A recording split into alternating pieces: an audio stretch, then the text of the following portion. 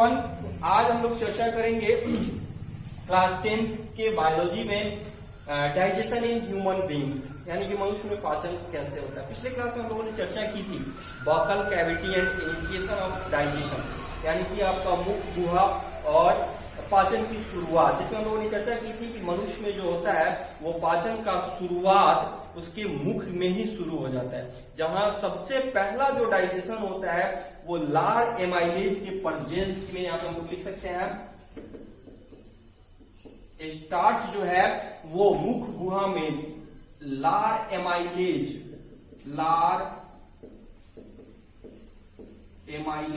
के प्रेजेंस में कन्वर्ट हो जाता है माल्टोज में कन्वर्ट हो जाता है। मुख का जो पीएच होता है अबाउट 6.8 होता है, यानी कि मुख का पीएच आप कह सकते हैं कि क्षारीय होता है। पीएच 6.8 जो मतलब क्षारीय पूरी तरह से नहीं बोल सकते हैं, लेकिन अबाउट न्यूट्रल के आसपास का होता है। तो ये इस पीएच पे जो आपका लार एमाइलेज है वो आपका स्टार्च को जो है माल्टोज में कन्वर्ट कर देता है। यानी कि पाचन की शुरुआत जो है मनुष्य में वो शुरू हो जाती है उसके मुख में, जहां पे पहला एंजाइम जो होता है वो लार एमाइलेज काम करता है स्टार्च पे, जो इसको कन्वर्ट कर देता है माल्टोज में। इसके बाद जो हमारा भोजन है वो बोलस के रूप में, यानी कि भोजन के जो हमारा मुख है वो म्यूकस, जो हमारा मुख है वो म्यूकस के साथ भोजन के कणों को चिपका करके एक राउंड स्ट्रक्चर बनाता है, जिसको हम लोग कहते हैं बोलस। क्या कहते हैं? बोलस कहते हैं इसको हम लोग। ये बोलस जो है मूव करता है आपको इन स्टमक, जिसको आप आमाशय भी कहते हैं। ये आमाशय में जाता है। आमाशय में बोलस जो होता है जाने के पश्चात आमाशय में बहुत सारी जो एंजाइम होती है, हम समरी अब सबसे पहले कर रहे हैं, उसके बाद हम लोग डिटेलिंग करेंगे। तो आमाशय में ये जो बोलस होता है, जो भोजन के कण जाते हैं, वो आमाशय के एंजाइमों के साथ मिल करके एक तरह से कहें तो काइम का निर्माण करते हैं। किसका निर्माण करते हैं? काइम का निर्माण करते हैं। तो यहाँ पे जो आपका एक प्रोडक्ट बनता है वो बनता है काइम, जिसको आप कह सकते हैं काइम, यानी कि जितने भी भोजन आप निगलते हैं वो और आमाशय में जितने भी एंजाइम होते हैं वो सभी मिल करके बनाते हैं काइम। और ये काइम जाता है आपके स्मॉल इंटेस्टाइन में। कहा जाता है? स्मॉल इंटेस्टाइन में जाता है, और स्मॉल इंटेस्टाइन में ही सबसे ज्यादा पाचन और अवशोषण होता है। हमने आपको पिछले क्लास में बताई हुई थी, जब हम लोगों ने डाइजेशन आपको डाइजेस्टिव सिस्टम की चर्चा की थी, कि एलिमेंट्री कैनाल में जो सबसे बड़ा पार्ट होता है वो स्मॉल इंटेस्टाइन ही होता है। इसलिए होता है ये एक तरह का एडेप्टेशन है, इवोल्यूशन आप कहिए, जिसमें चूंकि सबसे ज्यादा डाइजेशन यहीं पे होता है, टाइम अप ज्यादा होता है, टाइम ज्यादा लगता है डाइजेशन में, इसलिए इसका जो लेंथ होता है काफी ज्यादा होता है, ताकि वहां तक पहुंचते डाइजेशन संपन्न हो जाए और शोषण लगभग हो जाए। क्योंकि बड़ी आंत में कोई डाइजेशन नहीं होता है, वहां पे बहुत कम मात्रा में जो होता है वाटर एब्जॉर्ब किया जाता है, कुछ ड्रग्स वगैरह जो औषधि आप लेते हैं उसको एब्जॉर्ब किया जाता है। फाइनली जो अनडाइजेस्टेड मटेरियल्स बच जाते हैं उसको स्नेहन किया जाता है, उससे मल का निर्माण किया जाता है, फाइनली डिस्चार्ज करने के लिए रेक्टम में छोड़ दिया जाता है। तो ये समरी अप है कि आपका जो आपने भोजन किया वहां पे मुख में आपका पाचन की शुरुआत हुई, वहां पे जो है जो आपका दांत है, जिसकी चर्चा हम लोगों ने पिछले वीडियो में की थी, दांत है, जीभ है, लार है, ये सारे के सारे काम करते हैं, भोजन के कणों को काटते हैं, पीसते हैं, उसको चिपका करके बनाते हैं एक राउंड स्ट्रक्चर, जिसको आप बोलस कहते हैं, जिससे निगलने में मदद होती है। ये बोलस जो होता है वो यहाँ पे हमने आपको बताया कि ग्रासिका के द्वारा, ग्रासिका जिसको आप लोग ओएसोफेगस भी कहते हैं, ग्रासिका के थ्रू ये मूव करता है स्टमक में। हमने वहां पे एक चर्चा की थी कि ग्रासिका के थ्रू ये बोलस आके मूव कैसे करता होगा। ग्रासिका क्या है? ग्रासिका एक मस्कुलर नली है। क्या है? मस्कुलर ट्यूब है। अब इस मस्कुलर ट्यूब में इस राउंड स्ट्रक्चर को मूव करना है, मूव करके जाना है स्टमक तक। ये जो राउंड स्ट्रक्चर है इसको ग्रासिका के थ्रू मूव करना है, मूव करके जाना है स्टमक तक। हमने बताया भी था, आपको फिर से एक बार रिपीट करते हैं कि ये जो बोलस है इस ग्रासिका के थ्रू पेरिस्टाल्टिक मूवमेंट, जिसको हम लोग क्रमाकुंचन भी कहते हैं, इस ग्रासिका में होने वाले पेरिस्टाल्टिक मूवमेंट के द्वारा वो होता है जो आपका जो ये बोलस है वो स्टमक तक पहुंच जाता है। तो जितनी बार आप निगलते हैं उतना बोलस लगातार आपका यहाँ पे मूव करता रहता है जब तक आपका खाना समाप्त नहीं हो जाता। तो जो आप जितनी बार आप बाइट ऑफ फूड लेते हैं, बीट ऑफ फूड लेते हैं एक्चुअली, तो वो एक बोलस के फॉर्म में, तो जितने नंबर ऑफ बाइट लेते हैं उतने नंबर ऑफ बोलस समझिए कि बनता है, उतना नंबर आपको पास करता है इस आपको ओएसोफेगस के। तो जब ओएसोफेगस में जब क्रमाकुंचन होता है तो इसका शेप बदल करके इससे कुछ ऐसा दिखने लगता है। तो अगर इसका मतलब है कि अगर ऐसा स्ट्रक्चर आपका ओएसोफेगस का दिख रहा हो, इसका मतलब है कि आपका ओएसोफेगस जो होता है वो क्रमाकुंचन गति में है, स्थिर नहीं है, यानी कि इससे बोलस अभी पास हो रहा है। ओके, तो यहां पे कभी कभी क्या होती है कि जो यहां पे कभी कभी क्या होता है कि किसी कारणवश आपका ये जो मूवमेंट है जो ऊपर से अभी नीचे की तरफ हो रहा था, कभी कभी कारण उल्टा हो जाता है। तो अभी तो भोजन मुंह से अमाशय में जा रहा था, जब उल्टा हो जाएगा तो अमाशय का भोजन मुंह में आ जाता है, जिसको आप वोमिटिंग कहते हैं। एक्चुअली ये वोमिटिंग जो होता है वो कंट्रोल होता है वोमाइट्स के अंदर जो प्रेजेंस होता है ब्रेन में, उसकी चर्चा तो अभी बाद में करेंगे, लेकिन यहाँ पे हम लोग को बेसिक चर्चा करनी है डाइजेशन की। तो डाइजेशन में हमने आपको बताया कि शुरू में हम लोगों ने जो चर्चा की थी उसमें हम लोगों को बताया कि डाइजेशन जो है वो बड़े बड़े कार्बनिक मॉलिक्यूल को सिंप्लीफाई करने का एक एंजाइमेटिक प्रोसेस है। यानी कि सीधे तौर पे कहें तो बड़े कार्बनिक अणुओं को पाचक एंजाइमों की सहायता से छोटे छोटे सिंपल फॉर्म में परिवर्तित करने की या रूपांतरित करने की प्रक्रिया जो होती है पाचन कहलाती है। फिर से एक बार कहते हैं कि बड़े बड़े कार्बनिक अणु जो हम लोग भोजन के थ्रू लेते हैं, फूड के फॉर्म में लेते हैं, तो बड़े बड़े कार्बनिक अणुओं को पाचक एंजाइमों की सहायता से छोटे छोटे डाइजेसिबल आप कह सकते हैं, चाहे एब्जॉर्बेबल का अवशोषण करने योग्य कणों में बदलने की प्रक्रिया जो होती है वो कहलाती है डाइजेशन। बात आती है कि ये बड़े बड़े कार्बनिक मॉलिक्यूल कौन कौन से हो सकते हैं।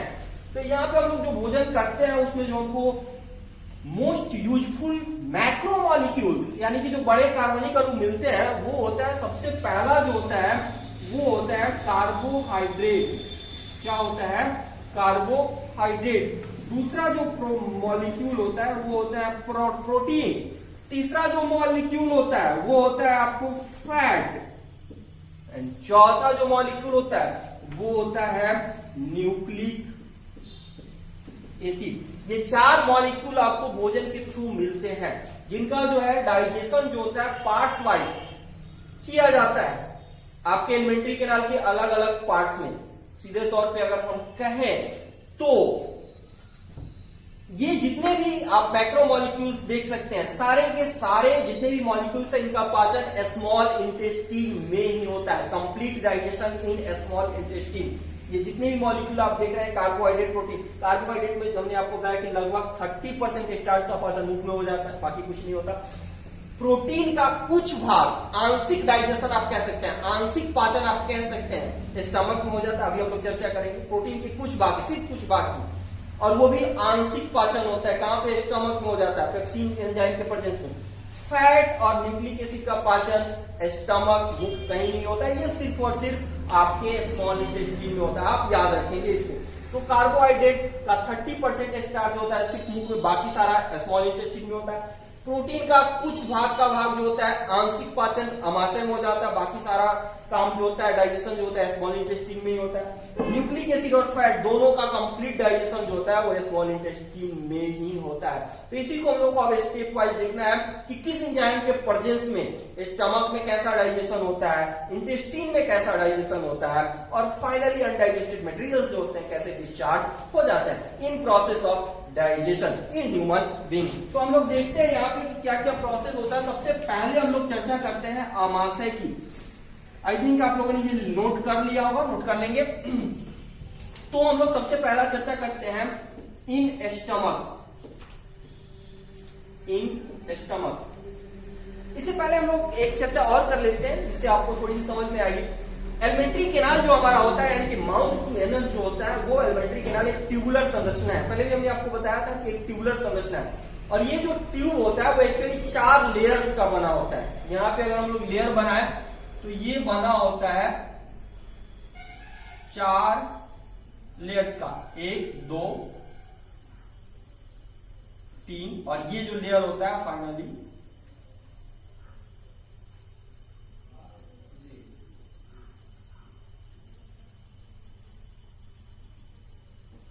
ये जो फाइनली जो लेयर होता है 4 लेयर्स होते हैं। पहला आप नंबरिंग कर देते हैं ABCD, ओके। तो ये जो A और B जो होते हैं ये एक्चुअली जो होते हैं आप कह सकते हैं कि प्रोटेक्टिव लेयर होते हैं, जो प्रोटेक्शन करते हैं, एक्चुअली आप लोग कहते हैं सुरक्षात्मक आवरण, आप इसको बोल सकते हैं प्रोटेक्टिव लेयर। प्रोटेक्टिव लेयर, ये जो दोनों लेयर होते हैं ये एक्चुअली ग्लैंड है। आपको ये जो सी वाला लेयर होता है ये जो होता है आपको ग्लैंडुलर होता है, इसमें कुछ ग्रंथि कोशिकाएं भी होती हैं। और पांचवा जो लेयर होता है ये एब्जॉर्बेबल होता है, ऑब्जॉर्प्शन वगैरह करने का काम करता है। क्या क्या नाम देते हैं इसको हम लोग आपको बता दें। पहला जो लेयर होता है इसको हम लोग कहते हैं सीरोसा। दूसरा जो लेयर होता है इसको हम लोग कहते हैं मस्कुलेरिस। तीसरा जो लेयर होता है इसको हम लोग कहते हैं सबम्यूकोसा। और पांचवा जो लेयर होता है इसको हम लोग कहते हैं म्यूकोसा। यानी कि ये 4 लेयर होते हैं, सीरोसा, मस्कुलेरिस, सबम्यूकोसा और म्यूकोसा। ये सब म्यूकोसा जो होता है एक्चुअली ग्लैंडुलर होता है। म्यूकोसा जो होता है वो आपको एब्जॉर्बेबल होता है, अवशोषण करता है। इसमें बहुत सारे सूक्ष्मांकुर पाए जाते हैं, आगे हम लोग देखेंगे। और ये जो बीच वाला खाली स्थान है, ये ट्यूब के बीच में जो खाली स्थान जिसको हम लोग ल्यूमेन कहते हैं वो होता है, जहां पे आपका डाइजेशन होता है एक्चुअली इस पे या इसके सतह पे। तो ये आप जान गए। तो अगर स्टमक की हम लोग चर्चा करें तो स्टमक का जो पार्ट्स होता है, जो म्यूकोसल लेयर होता है वो 3 तरह की कोशिकाओं का बना होता है। ग्रंथि कोशिका आप जिसको बोल सकते हैं। ये ग्रंथि कोशिकाएं जो होती हैं उसमें 3 तरह की कोशिकाएं होती हैं। पहला जो सेल्स होता है वो होता है आपका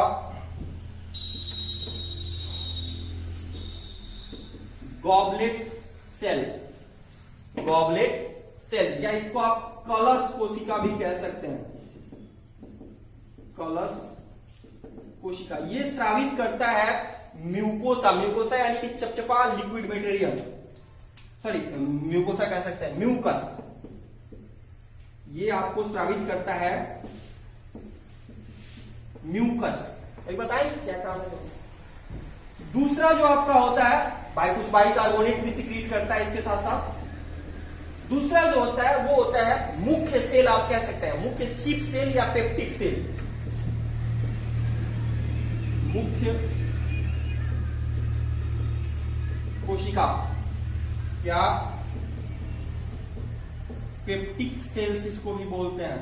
मुख्य कोशिका कहिए या पेप्टिक कोशिका भी कहिए। ये सिक्रीट करता है आपको प्रोपेप्सिनोजेन। क्या कहता है? प्रोपेप्सिनोजेन। सॉरी, ये सिक्रीट करता है आपको प्रोपेप्सिन कहिए, सॉरी, या पेप्सिनोजेन सीधे कहिए, पेप्सिनोजेन या प्रोपेप्सिन, पेप्सिनोजेन। जेन वर्ड अगर किसी एंजाइम के साथ लगा हो तो समझ लीजिए कि ये इनएक्टिव फॉर्म में है, ये अभी एक्टिवेट होना बाकी है, तभी ये काम करेगा। तो यानी कि पेप्सिनोजेन ये इनएक्टिव फॉर्म है। ये जो होता है असक्रिय अवस्था में रहता है, अभी असक्रिय। ओके, अभी बताएंगे कब ये सक्रिय होगा। तीसरा जो सेल होता है इसको हम लोग कहते हैं भित्तीय कोशिका। भित्तीय कोशिका, भित्तीय कोशिका या ऑक्सिंटिक सेल्स भी इसको बोलते हैं। भित्तीय कोशिका कहिए चाहे ऑक्सिंटिक सेल्स भी कहिए। ये सिक्रीट करता है आपको दो चीजें सिक्रीट करता है। पहला सिक्रीट करता है ये HCl, हाइड्रोक्लोरिकम, आप लोगों ने पढ़ा होगा। और दूसरा जो चीज सिक्रीट करता है इसको हम लोग कहते हैं नैच कारक। HCl और नैच कारक। यही पर हम लोग थोड़ी सी चर्चा करते थे कि तीनों का काम क्या है। म्यूकस का क्या काम है, पेप्सिनोजेन का क्या काम है, HCl और नैच कारक का क्या क्या काम है। यहीं पे हम लोग थोड़ी सी यहाँ पे चर्चा कर लेते हैं, फिर हम लोग आगे बढ़ेंगे। तो ये सारे जो म्यूकस है आपका, पेप्सिनोजेन है और HCl या नैच कारक है, जब ये भोजन कल के कलों के साथ आमाशय में मिल जाते हैं तो उसी पूरे पार्ट्स को हम लोग बोलते हैं एक साथ काइम यानी कि भोजन के कण और ये जो तीन चीजें हैं आपका म्यूकस, पेप्सिनोजेन और एसिड, ये जो मटेरियल्स हैं जब वो भोजन के कण के साथ मिल जाते हैं तो उस मिक्सचर को, उस मिश्रण को हम लोग कहते हैं काइम, जो फाइनली चला जाता है 4 से 5 घंटे तक हमारे में भोजन रहता है, उसके बाद चला जाता है आपको स्मॉल इंटेस्टीन में। तो यहाँ पे हम लोग देखते हैं कि इनका काम क्या है। पहले ये जो म्यूकस होता है, म्यूकस और इसके साथ कुछ बाइकार्बोनेट भी रिलीज होते हैं। ये जो म्यूकस होता है एक्चुअली हमारा जो आमाशय का आंतरिक परत होता है, जैसे हमने आपको बताया कि म्यूकोसल लेयर सबसे लेयर था, तो ये जो आंतरिक परत होता है उस परत को ये HCl जो काफी स्ट्रॉन्ग एसिडिक एंजाइम है ना, सॉरी स्ट्रॉन्ग एसिड है, तो इस HCl से उस आमाशय की जो आंतरिक परत होती है उसकी सुरक्षा करता है। एक्चुअली म्यूकस जो होता है आप यहाँ पे लिख सकते हैं, लिख देते हैं, म्यूकस जो होता है आमाशय की आंतरिक परत को HCl से बचाता है। ओके, दूसरा जो है आपका पेप्सिनोजेन। ओके, ये पेप्सिनोजेन जो है ये एक्चुअली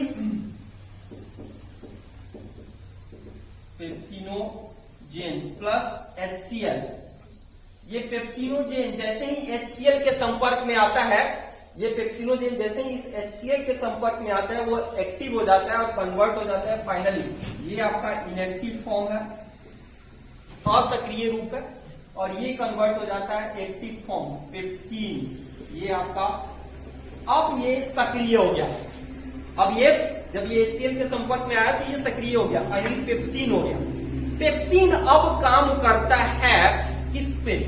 ये पेप्सिन अब काम करता है प्रोटीन मॉलिक्यूल पे, और इसको प्रोटियोज या पेप्टोन आप कह सकते हैं। पेप्टोन यानी कि प्रोटीन मॉलिक्यूल काफी बड़ा बड़ा होता है, इसको डिफोल्ड कर देता है, उसकी फोल्डिंग को खोल देता है।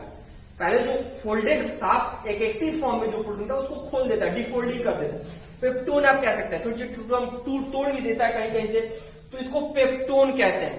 डाइजेशन, कंप्लीट डाइजेशन यहाँ पे नहीं होता है, लेकिन यहाँ पे प्रोटीन जो है यहाँ पे हम लिख सकते हैं इन दी प्रेजेंस ऑफ पेप्सिन, आप इसको यहाँ ला दीजिए।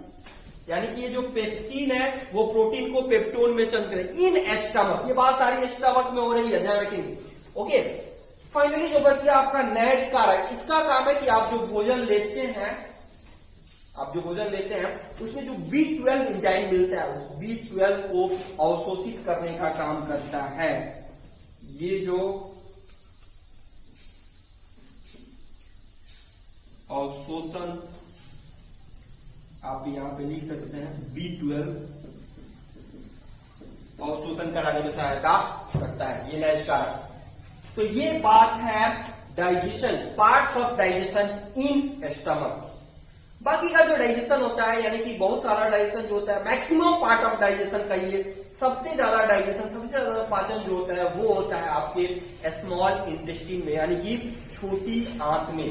वहां पे जितने भी एंजाइम आते हैं, यहाँ पे आपने एक चीज देखा कि यहाँ पे जो भी डाइजेशन होता है, जो भी पाचन की प्रक्रिया होती है, वो एक एसिडिक मीडियम में होती है। और वो एसिडिक मीडियम बनाता कौन है? आपके सामने है हाइड्रोक्लोरिक अम्ल। तो एक क्वेश्चन आता है, काफी कॉमन क्वेश्चन है 10th के बोर्ड के एग्जाम के लिए, कि मनुष्य में भोजन के पाचन में अम्ल यानी कि HCl की क्या भूमिका है? कभी कभी अम्ल दे देता है, कभी कभी HCl नहीं लिख देता है, क्या भूमिका है? तो आप यहाँ समझ चुके होंगे। HCl जो होता है वो आमाशय में पाचन के लिए एक मीडियम तैयार करता है, पहला लाइन। HCl जो होता है आमाशय में पाचन के लिए एसिडिक मीडियम तैयार करता है। दूसरा लाइन जो होगा, ये प्रोटीन को ये पेप्सिनोजेन यानी असक्रिय पेप्सिनोजेन को सक्रिय पेप्सिन में चेंज कर देता है, और ये पेप्सिन प्रोटीन को आंशिक रूप से पाचित करता है। तो आप कह सकते हैं कि ये असक्रिय पेप्सिन को सक्रिय पेप्सिन में चेंज कर देता है, जो प्रोटीन के आंशिक पाचन के लिए उत्तरदायी। तो ये ही अम्ल की भूमिका होती है। एक्चुअली बहुत ज्यादा ये उसका काम नहीं है।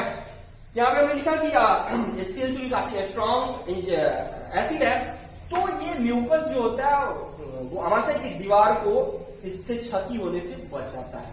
ओके, तो अब इन सारे प्रोसेस के बाद जो भोजन होता है, जो काइम बनता है, वो काइम जो होता है वो मूव करता है इन स्मॉल इंटेस्टाइन। ओके, तो अगर बात करें हम लोग छोटी आंत में पाचन की, तो छोटी आंत में पाचन जो होता है, यहाँ पे पाचन हो रहा था एसिडिक मीडियम में। याद रखेंगे कि अमाशय में पाचन, हमने फिर एक बार रिपीट कर दिए, अमाशय में पाचन जो होता है एसिडिक मीडियम में होता है, और वह एसिडिक मीडियम जो है वो कौन तैयार करता है, तो HCl। इसके बाद भोजन मूव करता है in the form of chyme small intestine में, छोटी आंत में, जहां पे जो पाचन होता है वो पाचन क्षारीय माध्यम में होता है। किस माध्यम में होता है, क्षारीय माध्यम में होता है। तो हम यहाँ पे लिख सकते हैं in small intestine, in small intestine.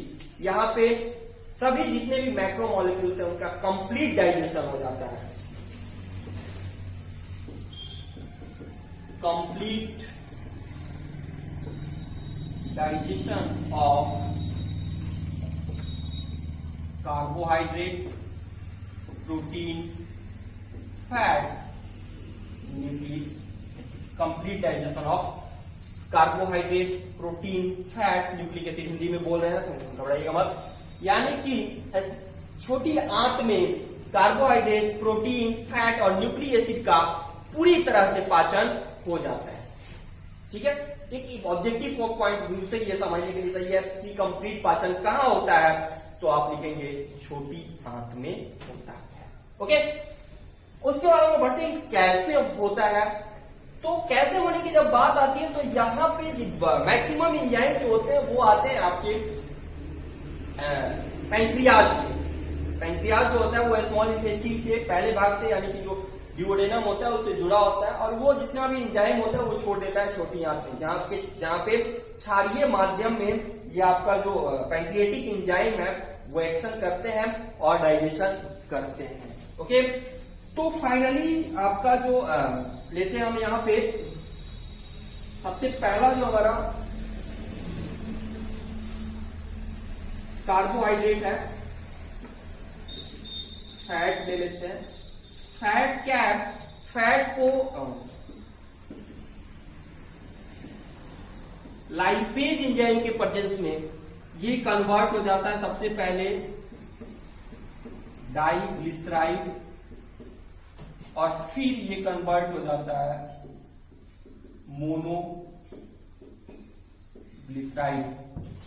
Protein जो है वो ट्रिप्सिन एंजाइम के प्रेजेंस में, ये नाम इसका कोई हिंदी नहीं होता है, आप नहीं लिखेंगे। तो प्रोटीन जो होता है वो फाइनली कन्वर्ट हो जाता है आपको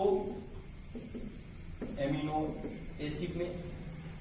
आपका जो कार्बोहाइड्रेट जो होता है वो कई तरह के कार्बोहाइड्रेट होते हैं, वो कार्बोहाइड्रेट जो होते हैं इसमें कई तरह का होता है। सबसे पहले होता है माल्टोज, इस पे एंजाइम आता है आपको यहाँ पे हम लिख सकते हैं माल्टेज, ये कन्वर्ट हो जाता है टू मॉलिक्यूल ऑफ ग्लूकोज। आप यहाँ पे लिख सकते हैं ग्लूकोज प्लस ग्लूकोज। दूसरा आपका आता है लैक्टोज, ये लैक्टेज एंजाइम के प्रेजेंस में ग्लूकोज, और दूसरा मॉलिक्यूल होता है गैलेक्टोज। ये जो आपका लैक्टोज है, ये एक्चुअली आप याद रखेंगे कि ये लैक्टोज को हम लोग मिल्क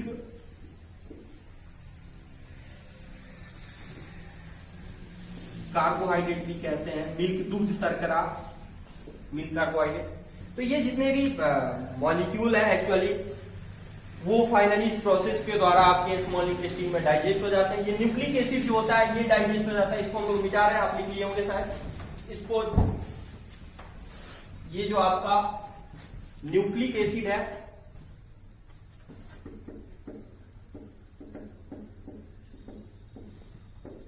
ये न्यूक्लिएज, यहां पे हम लोग लिख लेते हैं न्यूक्लिएज के प्रेजेंस में न्यूक्लियोटाइड में चेंज हो जाता है। उसके बाद न्यूक्लियोटाइडेज आता है जो इसको फाइनली नाइट्रोजनस बेस, फास्फोरस और शुगर में तोड़ देता है। यहाँ पे फिर एक न्यूक्लियोटाइडेज आता है, लिख देते हैं यहाँ पे न्यूक्लियोटाइडेज आता है जो इसको आपको base plus sugar plus phosphate में तोड़ देता है फाइनली। और जितने भी छोटे छोटे मॉलिक्यूल्स हैं जो फाइनली अब इससे ज्यादा इनमें कोई डाइजेशन नहीं होता है, ये फाइनली एब्जॉर्ब कर लिए जाते हैं आपको इंटेस्टिनल वाल्स के द्वारा ये एब्जॉर्ब कर लिए जाते हैं। और एब्जॉर्ब करने के बाद जो है वो फाइनली ब्लड के थ्रू जो होता है सारे सेल्स तक पहुंचाए जाते हैं जहां पे एनर्जी प्रोडक्शन किया जाता है। यहाँ पे एक चीज आती है कि इतने सारे मॉलिक्यूल बनते हैं, डाइजेशन होता है, ये एब्जॉर्ब जो होता है इनके लिए एब्जॉर्प्शन जो होता है इतना अधिक होता कैसे है, कैसे एडाप्ट करता है आपका इंटेस्टीन जो होता है इतने डाइजेशन, इतने एब्जॉर्प्शन को कैसे एडाप्ट करता है। तो इसकी चर्चा, ये क्वेश्चन है कि जो आपका स्मॉल इंटेस्टीन होता है वो कैसे एडाप्ट करता है इतने एब्जॉर्प्शन को। तो हमने आपको बताया कि जो स्मॉल इंटेस्टीन होता है उसमें उसका जो आंतरिक लेयर होता है उसपे ये छोटे छोटे माइक्रोविलाई पाए, इनको हम लोग कहते हैं विलाई, और विलाई पे भी ये छोटे छोटे ऐसे स्ट्रक्चर बने रहते हैं। तो ये इनको हम लोग, ये होता है विलाई और इसको कहते हैं हम लोग माइक्रोविलाई। इसमें आपका ब्लड वेसल जो होता है अंदर तक घुसा रहता है और यहाँ पे डाइजेशन होता है, यहाँ पे इसके वाल्व के पास जो होता है वो डाइजेशन होता है। डाइजेशन से जो भी मटेरियल्स मिलते हैं, चाहे अमीनो एसिड हो, ग्लूकोज हो, गैलेक्टोज हो, न्यूक्लियोटाइड हो, जो भी मिलते हैं वो इसके थ्रू जो होते हैं रक्त के द्वारा अवशोषित कर लिए जाते हैं।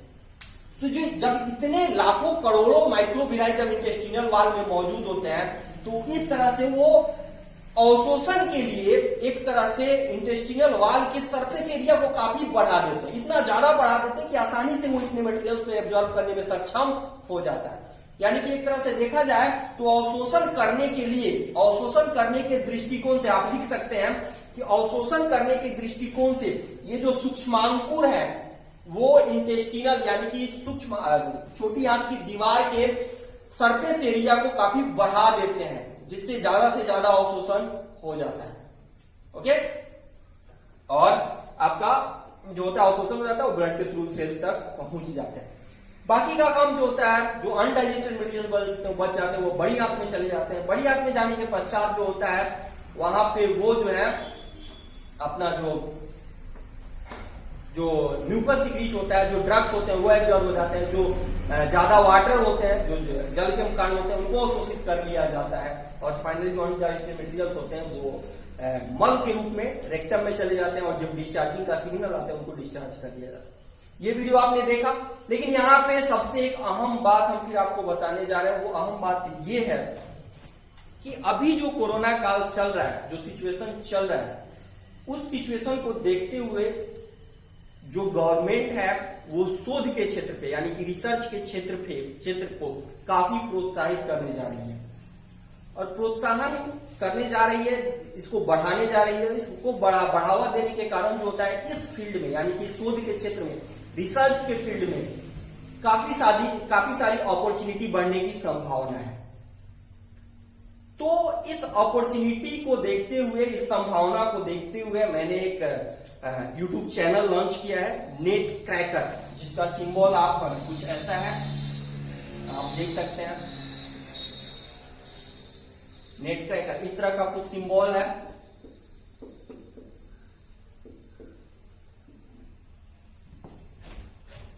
ये नेट क्रैकर आपको शोध से जुड़ी, आपके कैरियर से जुड़ी ढेर सारी जानकारी और हर एक वो संभावना जो आपके लिए फायदेमंद हो, अपडेटेड फॉर्म में उपलब्ध कराती है और आपको हर वो जानकारी उपलब्ध कराती है जिससे आप इस फील्ड में आगे बढ़ सकते हैं और अपना एक बेस्ट और सिक्योर्ड कैरियर बना सकते हैं।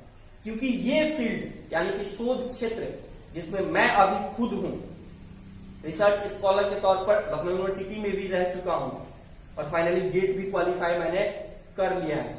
तो इस क्षेत्र में काफी सारी अपॉर्चुनिटी है, सिक्योर्ड फील्ड है, आप इसमें बढ़ सकते हैं और गवर्नमेंट जो होता है, गवर्नमेंट जो है पहले से तो इसको बढ़ाई थी, लेकिन अब चूंकि आप देख रहे हैं कि ये जो कोरोना काल चल रहा है, इसमें जो है बहुत सारे देश ऐसे हैं जो अभी तक वैक्सीन के ट्रायल तक, मतलब न्यूज के अनुसार अगर देखा जाए तो ट्रायल तक पहुंच गए हैं, लेकिन भारत में अभी ऐसा कुछ नहीं दिख रहा है। ये वैक्सीन, ये लग रहा है कि ऐसा है कि शायद ये दूसरे देश से वैक्सीन खरीद के लाके यहाँ पे यूज करे। तो इस दृष्टिकोण से अगर देखा जाए तो हम मान सकते हैं कि भारत में जो है शोध को जो प्रोत्साहन गवर्नमेंट को देना चाहिए वो शायद अभी तक उतना नहीं मिल पाया। तो इस दृष्टिकोण से अब इस सिचुएशन से उबारने के बाद जो है गवर्नमेंट इसको बढ़ावा देगी, ताकि फिर से अगर सिचुएशन ऐसा आए तो भारत खुद इससे लड़ने में सक्षम हो। और जब ऐसे प्रमोशन हो गए, प्रोत्साहन गवर्नमेंट से मिलेगा तो आपके लिए ढेर सारी अपॉर्चुनिटीज में आएंगे, सिक्योर्ड अपॉर्चुनिटी आएगी जिसमें आप लाभ उठा सकते हैं। तो इस फील्ड में आगे बढ़ने के लिए कोई भी स्टूडेंट हो, चाहे बायो का हो, मैथमेटिकल्स का हो, मैथमेटिक्स का स्टूडेंट हो, कोई भी स्टूडेंट हो, उसके लिए सबसे इंपॉर्टेंट है आप इसमें क्षेत्र अपना करियर बना सकते हैं। तो आप इस लिंक को, आगे जो डिस्क्रिप्शन बॉक्स में इसका लिंक दिया हुआ है, इस लिंक को सब्सक्राइब कीजिए, वीडियो को देखिए और हर एक अपडेटेड वीडियो को जानने के लिए आप सब्सक्राइब करने के बाद बेल आइकन को दबाइएगा, ताकि हम जितने भी अपडेटेड वीडियो जो हैं वो डालें वो आप तक पहुंच सके और आप उसका फायदा उठाते हुए अपना एक सुनहरा कैरियर बना सके।